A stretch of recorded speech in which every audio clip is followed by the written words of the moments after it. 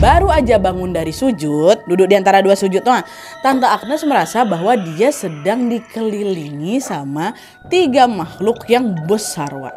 Ada satu di depan, satu di kanan dia, satu di kiri. Baru bangun dari sujud tuh.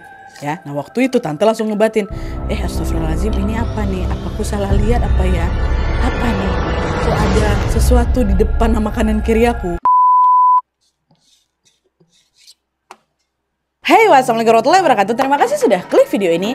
Oke, Wak, karena malam ini udah sampai di malam Senin lagi, itu berarti saatnya aku menemani kalian dengan kisah horor Wawa spesial Nusantara part 185 dari Papua Tengah. Di malam hari ini, Wak, aku akan menceritakan kisah tentang Wawa dan keluarga besarnya yang semula hidup aman tentram saja, secara mendadak dihantui oleh serentetan teror mistis secara bergilir. Nah, masalahnya, Wak, teror mistis itu cuma berasal dari satu sosok aja, melainkan ada berbagai sosok astral yang bisa dibilang tuh nggak umum terlihat di mata manusia gitulah. Bentuknya unik-unik gitu. Nah, seperti apa sosok-sosok itu dan kenapa Wawa serta keluarga besarnya ini bisa diganggu sebegini dahsyatnya? Tanpa berlama-lama kita langsung masuk aja ke ceritanya ya. Check it out. Tapi tunggu sebentar, Wak. Sebelum aku masuk ke kisahnya, aku mau sampaikan satu informasi penting nih buat Wawa kesayangan aku semua. Karena di sini aku pengen makin deket dan sharing lebih banyak dengan kalian. Aku mau mengundang kalian untuk bergabung di YouTube membership Nadia Omara. Dengan menjadi YouTube memberku setiap bulannya, Wak, kalian akan mendapatkan pertama, tambahan 1 konten eksklusif dengan experience baru yang tidak biasa. Terus ada kalanya juga nih, konten eksklusif ini bisa menjadi tempat aku dan tim bisa lebih bebas berekspresi lagi, tanda kutip, dan juga menyampaikan informasi detail yang tidak bisa kami sampaikan di konten-konten biasanya. Dan selain itu kalian juga akan mendapatkan badges khusus di samping nama akun YouTube kalian.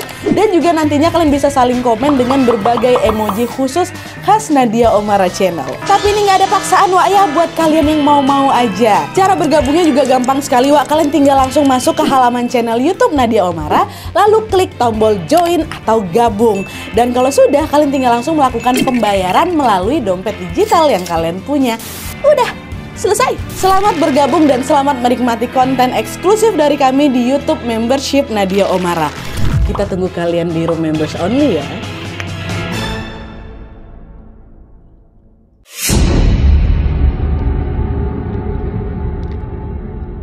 Oke, Wak, jadi kisah yang aku bawakan malam ini dikirim sama Wak kita yang bernama Erli dari Nabire, Papua Tengah. Halo Erli. Jadi, Wak, pengalaman horor yang dialami sama Erli ini melibatkan dia dan juga keluarga besarnya yang memang merupakan keluarga intinya Erli dan juga keluarga sepupunya Erli, which is keluarga tantenya Erli. Ada 2 keluarga gitu. Nah, kita mulai dari keluarga intinya Erli dulu, Wak, ya. Jadi Erli ini tinggal di rumahnya bersama bapaknya, ibunya, adeknya si Erli yang bernama Pepi dan juga kakek neneknya. Jadi di rumah itu ada 6 orang sama si Erli. Nah, terus Erli ini tinggal bersebelahan, Wak, dengan rumah keluarga tantenya Erli yang terdiri dari 5 orang. Ada namanya Tante Agnes, Om Wisnu suaminya, serta ketiga anak mereka. Yang satu namanya Kak Novi, yang kedua namanya Adam, yang ketiga Diva. Ya, jadi 5, 6 dempet-dempetan rumahnya. Enggak dempetan lah, bersebelahan gitu. Nah, teror yang dialami sama mereka ini, Wak, bermula ketika pada suatu sore menjelang maghrib, Erli sama Diva atau anaknya Tante Agnes sepupunya ini lagi main badminton di pos kambling yang memang nggak jauh dari rumah mereka. Nah, pas lagi asik-asiknya main badminton ini, entah kenapa kok bola badminton yang dipukul sama si Diva ini kok terasanya berat kali gitu. Nah, alhasil beberapa kali Diva ini pun kayak ngerasa kesulitan gitulah mengembalikan kok tersebut ke arahnya si Erli lagi. Koknya itu jatuh sebelum dipukul gitu loh, Wak. Kebayang kalian kan? Kayak berat kalinya. Gitu, belum dipukul lagi ternyata jatuh. Nengok itu Erli langsung protes kan, "Woi Diva, kau tuh bisa main apa enggak ini? Serius lah mainnya. Pukul lah bola tuh yang betul," kata si Erli kan. Erli, koknya ini dari tadi berat kali loh, saya nggak tahu sendiri nih kenapa," katanya. "Ya sudahlah, kita tukar tempat aja," kata Erli. "Kamu pindah ke sini biar aku yang ke sana," katanya. Nah, setelah mereka tukar posisi, mereka pun melanjutkan kembali permainan. Awalnya bisa tuh, Wak, si Erli nggak ngerasa kok ini berat nih. Mereka masih main tangtung, lancar-lancar aja pertamanya. Tapi, Wak, beberapa saat kemudian gantian pula Erli yang ngerasa kok iya, koknya ini kok berat kali waktu dipukul, persis kayak yang dialami sama sepupunya tadi si Diva. Iya, kok jadi kayak berat ya. Nah, belum sempat mencerna keanehan itu, Erli kembali dikejutkan dengan adanya hembusan angin tepat di belakang tengkuk lehernya.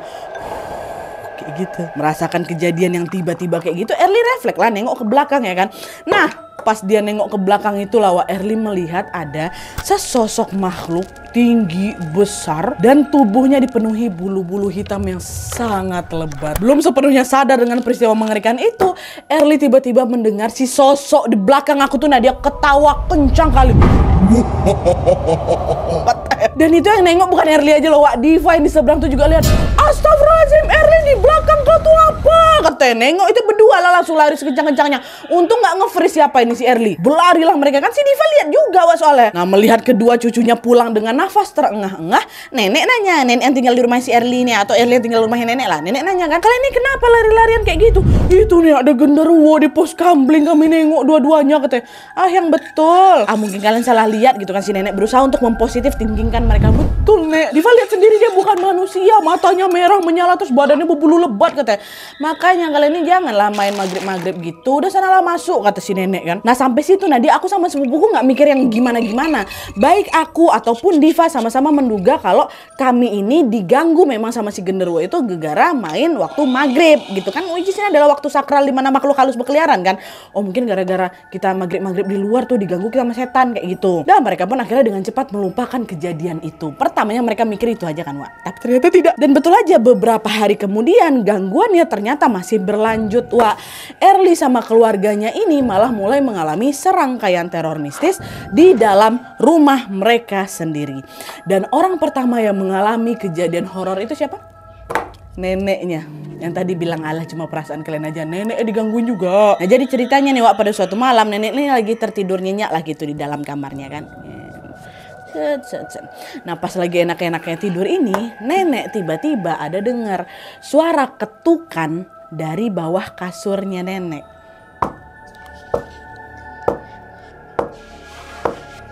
Di bawah kasur, macam lagi ngetok kasurnya nenek tuh. Awalnya nenek ngabaikan suara itu tapi lama-kelamaan suara itu kok terdengar makin keras ya, makin keras malah bikin nenek terbangun lah dari tidurnya.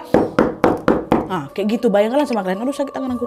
Karena penasaran, nenek mau ngintip nih Wak ke kolong kasur. Apa ini? Dia mau mencari tahu asal suara itu kan.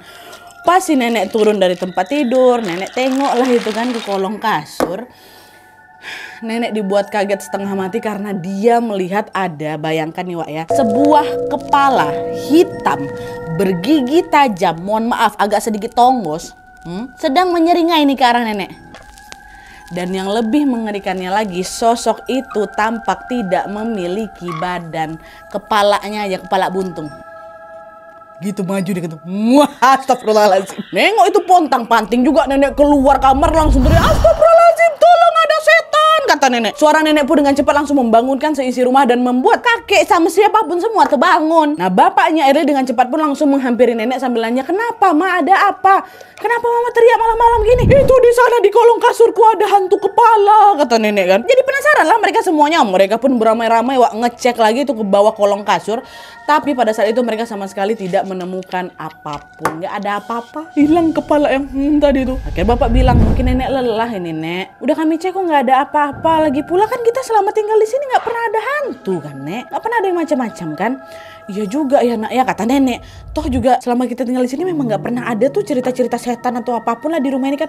Iya mama tuh kecapean itu. Memang betul nah di rumah kami gak angker sama sekali. Biasa-biasa aja kok. Mungkin bisa jadi nih nenek ini kecapean. Waktu itu pikiran kami kayak gitu, kata si Erli. Nah singkat cerita mereka pun memutuskan untuk mengabaikan kejadian malam itu dan menjalani hari-hari ke depannya seperti biasanya. Memang betul Wak, sejak kejadian malam itu gak ada gangguan apapun yang menimpa mereka lagi. Tapi pada suatu malam Jumat Kliwon tepatnya, lagi-lagi nenek mengalami sebuah peristiwa horor yang membuat dia dilanda trauma berat. Nenek lagi nih Wak. Nah jadi ceritanya Wak, pada malam itu ketika sedang tertidur pulas, nenek ini dikejutkan dengan sebuah suara ledakan dari arah jendela kamarnya. Dan karena penasaran nenek beranjaklah itu dari kasur dan mengintip nih dari balik tirai. Dan tepat pada saat itulah Wak, nenek melihat bahwa ada sebuah cahaya api berwarna kemerahan yang terbang melayang-layang. Dan lama-kelamaan api itu berubah jadi sosok makhluk astral. Sosok apa wae? Suanggi. Dan kata Erli, Suanggi ini dia secara fisik macam kuyang memang. Jadi cuma kepala sama organ-organ dalamnya aja yang terlihat. Nah itu ditengok sama si nenek. Waktu nenek nengok itu langsung pingsan. Nenek gak sempat lagi teriak pingsan. Dan setelah sadar nenek ini sempat bungkam beberapa lama. Dan sama sekali gak mau nyeritain kejadian malam itu ke satu rumah itu. Bahkan Ninat waktu itu nenek ini sempat dilanda sakit selama 2 bulan berturut-turut. Gegara apa? Gegara shock berat nengok itu. Berubah langsung nenek aku, dia diam. Dia shock. Ditanyain gak mau cerita waktu itu. Barulah kesini-kesini dia mau cerita. Nah itu tadi ceritanya nenek kan, Wak. Setelah nenek yang diteror oleh penampakan gaib itu, sekarang giliran Wawa kita nih, si Erli sama sepupunya yang mengalami gangguan mistis. Begilir nih kan. Jadi ceritanya pada suatu malam, keluarganya Erli sama keluarganya Tante Agnes ini lagi kumpul lah itu di rumahnya Erli. Gak lama kemudian si tante ini bilang, minta tolonglah sama si Erli sama Adam, anaknya kan, sepupunya si Erli bilang, tolonglah ambilkan jeruk di dapur buat kita makan sama-sama di depan nih. Dah pergilah Erli sama Adam ini berdua pergi ke dapur kan, Wak. Mereka jalan santai, yaitu tanpa berpikir aneh-aneh. Orang udah gak ada gangguannya lagi waktu itu. Tapi sesampainya di dapur, Erli sama Adam ini dikejutkan dengan dinding dapurnya aku tuh dia secara tiba-tiba bergetar. Bergetar kuat macam betulan macam gempa. Kenapa nih? Kenapa dinding kita bergetar? Aku tanya masih Adam, gempa kah ini? Kata gitu. Belum sempat Adam ngejawab mereka kembali dikejutkan dengan apa? Suara kuntilanak yang tertawa keras sekali. Kata suaranya, langsunglah berlari sekencang-kencangnya si Erli sama si Adam ini meninggalkan itu dapur. Waktu mereka jalan ke dapur nggak ada bergetar tuh. Jadi seolah-olah yang bikin dapur tuh bergetar ketawa si kuntilanak itu tadi. Nengok anak berdua berlari tuh yang nanya Tante Agnes, kalian ini kenapa? Mana jeruknya? Kok nggak dibawa ke sini? Nggak ada jeruknya Tante. Kami takut di dapur ada kuntilanak, kata mereka. Jangan ngada-ngada kalian ya. Selama ini kita nggak pernah lo dengar cerita-cerita hantu di rumah kita nih, nggak ada. Tante Agnes yang nggak percaya akhirnya bangun sendiri tuh. Dia pergilah ke dapur ngambil itu jeruk sendiri. Dan sesampainya dia di dapur, Tante Agnes ini dibuat terheran-heran gegara semua bumbu dapur tumpah berantakan ke lantai. Balik lagi Tante Agnes ke depan, dimarahin lah itu Nadia aku sama si Adam. Waktu itu si tante ini berpikir kalau aku sama si Adam ini lain sengaja numpahin bumbu-bumbu dapur tuh. Padahal buat apa kami tumpahin ya kan? Gak terima aku dituduh kayak gitu. Aku bilang bukan kami ya pelakunya Tante. Kami bahkan gak sempat nyentuh apapun. Si kuntilanak tuh yang bikin gempa tuh ya jatuh semuanya, kata si Erli. Dengar itu yang makin gak percaya lagi Tante Agnes. Udahlah tuh kalian kilah aja. Mana ada setan di sini? Halu kalian, kata siapa? Kata si tante. Nadia padahal itu aku ndak sendirian itu. Aku sama si Adam lagi dengar suara kunti itu ketawa. Orang kami baru masuk tiba-tiba wah bergetar gitu. Nggak percaya waktu itu Tante Agnes, Wak. Di sisi lain meskipun gangguan ini sudah menghantui 3 orang kan, nenek, Erli sama Adam, anggota keluarga yang lain memang sama sekali tidak menganggap hal itu sebagai hal yang serius, Wak. Kenapa? Karena mereka nggak mengalami keanehan itu secara langsung gitu loh. Baru kami bertiga ini aja. Tapi itulah lama-kelamaan gangguan itu pun kembali muncul dan mulai berpindah ke rumahnya Tante Agnes. Tadi kan di rumahnya Erli aja kan, gantian nih ke rumah Tante Agnes. Ya, jadi setelah kejadian Erli sama Adam tadi, Wak, sekarang giliran Kak Novi, anaknya Tante Agnes dulu nih, yang mengalami gangguan mistis. Jadi ceritanya pada malam itu Novi ini begadang gara-gara ada pekerjaan yang memang harus dia selesaikan lah. Pas lagi begadang itu samar-samar Novi dengar ada macam suara orang lagi main bola basket, Wak. Lagi di apa sih? Ngedribble bola basket. Tung gitu kan. Novi kaget lah kan, dia langsung ngebatin. Yang betul aja masa ada orang main basket malam-malam gini. Tapi suara ngedribble, Wak. Tang. Karena penasaran, Novi beranjak lah dari tempat duduknya, dia ngintip nih keluar jendela. Pas dia buka tirai itulah, Wak, Novi dikejutkan dengan sesosok pocong yang lagi lompat-lompat di tanah. Bunyi duk-duk dribble tuh bunyi dari lompatan dia tuh. Tang.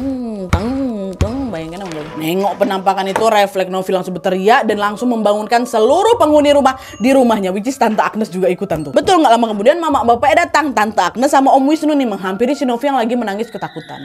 Setelah mendengar cerita dari Novi, mama tadi aku dengar gini, habis itu aku tengoknya pocong apa segala macam. Mereka dengan cepat langsung mengecek ke jendela tempat si pocong itu lompat-lompat. Tapi waktu disamperin ya, mereka nggak nemuin apa-apa, pocong tuh udah hilang gitu kan. Nah di momen ini lagi-lagi Tante Agnes masih skeptis dengan segala teror gaib yang menimpa keluarganya. Apalagi kali menimpa si Novi ini. Waktu itu si tante nih bilang, kemarin katanya adekmu yang dengar suara Kunti, terus sekarang kamu nengok pocong, terus besok apa lagi? Anak-anaknya ada aja lah, kata si tante nih kan.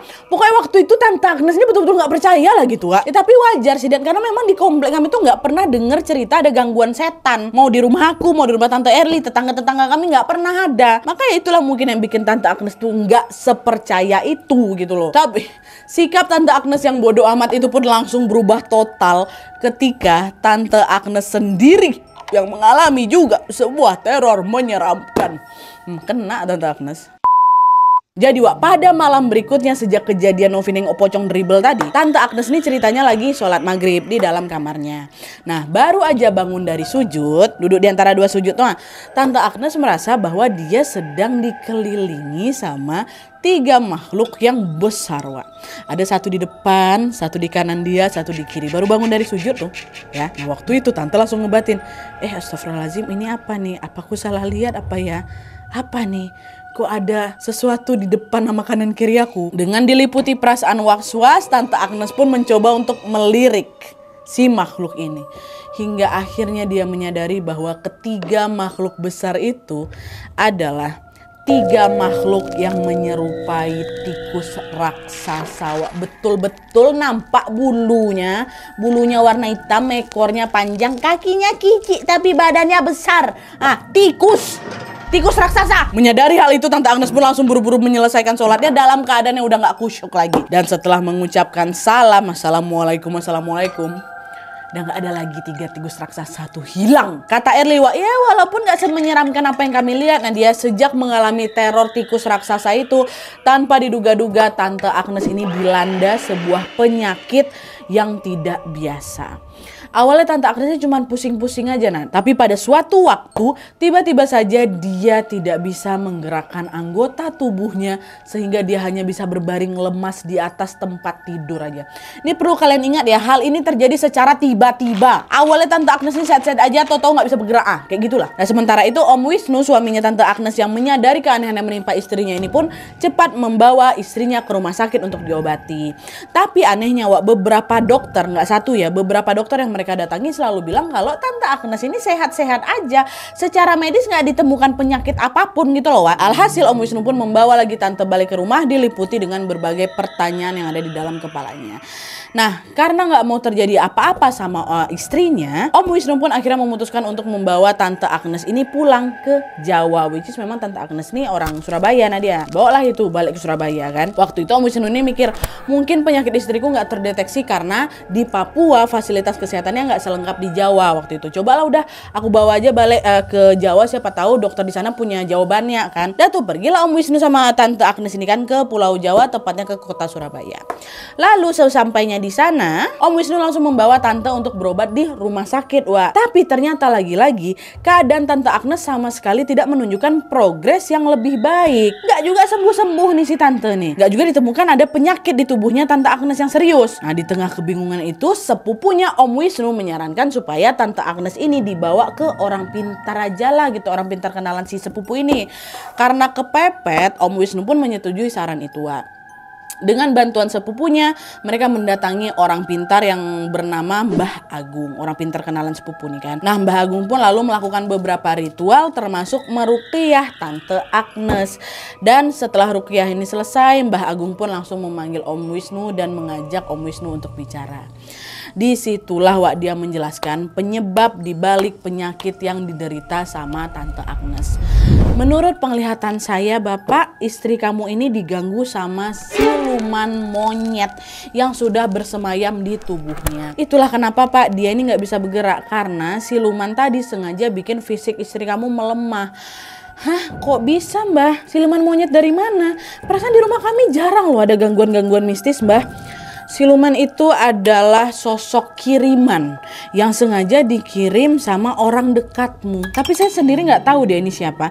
Yang jelas dari penglihatan saya, kamu mengenal yang mengirim ini, kata si Mbah Agung.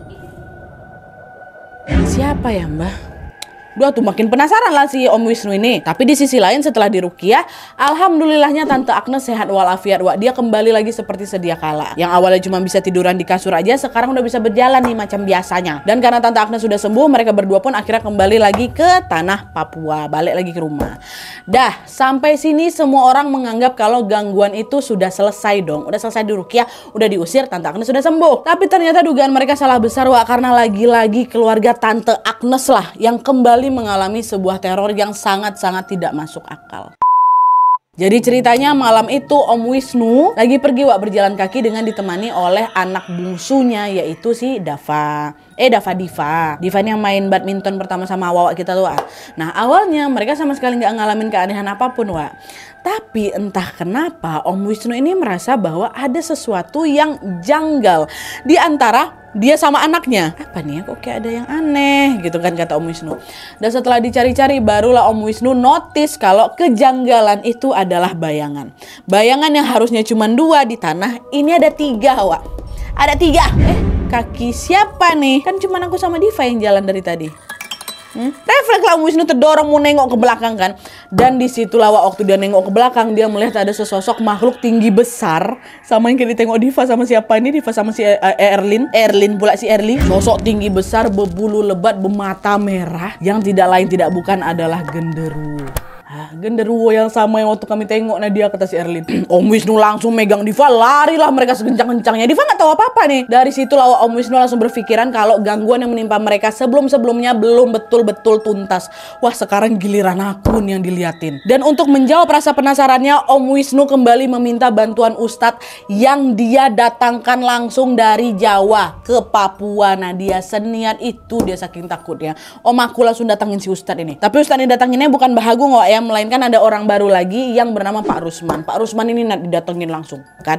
Nah, singkat cerita, Pak Rusman pun datanglah ke rumah Tante Agnes. Dan tepat ketika Pak Rusman melihat Diva, Wak, dia langsung bilang ke Om Wisnu, "Astagfirullahaladzim, Pak, anakmu lagi dalam bahaya, Pak." Tiba-tiba ngomong gitu. Kenapa, Pak? Belum apa-apa nih, terus sepupu aku dibilang ada bahaya, Nat. Ada apa sama anak saya, kata Om Wisnu kan. Menurut penglihatan saya, anak ini sudah diincar sama makhluk halus untuk dibawa ke dunianya.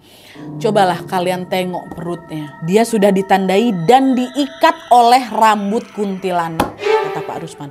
Dan untuk membuktikan perkataan Pak Rusman itu, Nadia, Tante Agnes dan kami langsung sedikit menyingkap nih bajunya Diva.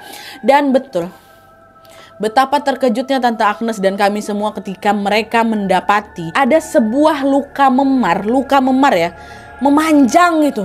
Dari perut sampai ke punggungnya si Diva. Jadi betulan macam terlilit rambut, Wak. Tapi itu luka lebam. Nah, karena sudah dia rasa urgent sama Pak Rusman, Wak, Pak Rusman pun langsung menyarankan untuk dilakukan pembersihan pada saat itu juga. Nah, di sana Pak Rusman pun mulai membacakan ayat-ayat suci Al-Quran sambil berkeliling ke setiap sudut rumahnya Tante Agnes. Nah, berkeliling lah gitu.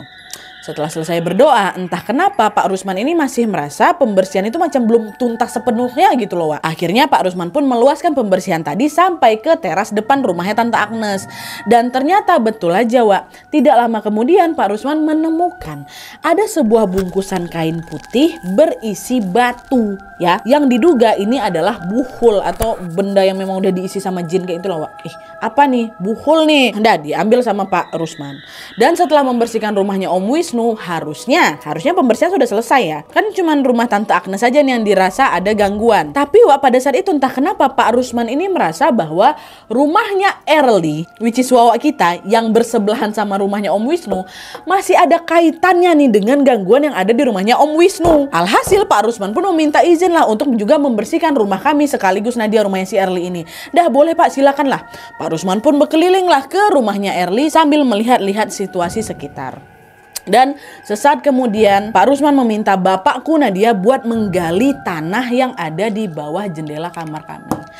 Dan setelah tanah galian itu digali, terbuka, mereka semua melihat ada seonggok kain putih yang lagi-lagi diduga itu apa? Buhul. Oh, ada buhul lagi nih. Karena penasaran, bapaknya Erli pun dibukanya lah bungkusan itu. Tadi kan isinya batu, Wak, yang ada di rumahnya Tante Agnes ya kan. Ini paling batu lagi atau apa gitu. Kau tahu, Nat, waktu bungkusan yang ada di rumah aku terbuka, isinya apa? Tulang jari manusia. Tulang jari manusia, Wak. Belum sempat mencerna keanehan itu, mereka kembali dikejutkan ketika Pak Rusman bilang apa? Ini semua belum selesai ya. Masih ada satu makhluk lagi yang bersembunyi di rumah ini. Dan dialah makhluk paling kuat di antara makhluk-makhluk halus yang lain yang selama ini ngeganggu kalian. Sembunyi di mana dia, Pak? Paniklah semua. Pak, tolonglah Pak, diusir segera biar keluarga kami nggak kenapa-napa, kata bapaknya Erli kan. Nah, nggak lama setelah itu Pak Rusman langsung semua keluarga berkumpul di sini. Semua anak nenek, tante aku, kakek, semua mama, adik-adik aku, anak-anak, semuanya lah itu tadi. Di situ Pak Rusman memplototi satu-satu muka mereka. Diperhatikan satu-satu gitu kan. Nenek, kakek, mamaku, semua lah pokok diplototin sama Pak Rusman itu. Tapi giliran Pak Rusman melihat Pepi, siapa Pepi ini? Adiknya Erli, ingat kalian? Waktu itu Pak Rusman mengamati dia dalam waktu yang cukup lama dibanding kami semua. Tengok aja kan.